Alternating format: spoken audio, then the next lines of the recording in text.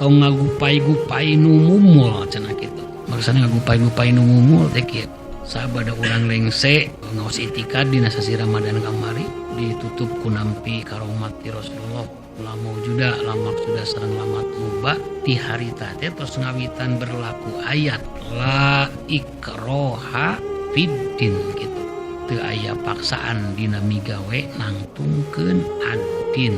Non margina qad tabayyana rusdu minal ghoi gitu. Sebab ti mimiti poe ieu geus jelas mana nu hak jeung mana nu batil gitu. Upami bade nganggo dadasar ilmu tauhid hayu urang teraskeun ngalalakon di alam syariat.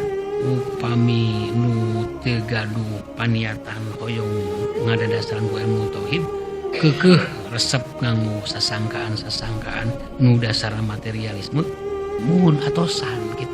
Da urang teu gaduh kaperyogianan naon kajabi ngajak nunggalkeun pangeran, kajabi ngajak siap-siap keur uwi ka negeri akhirat.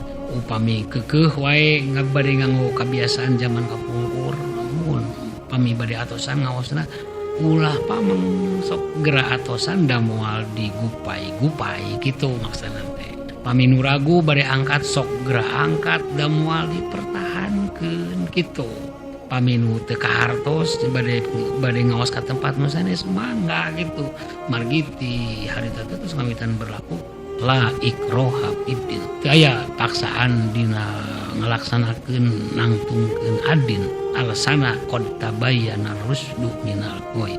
Margi ti sapraktos rengse dibahas ilmu itikad terus ngawitan cekas mana nu hak sareng mana nu batil gitu.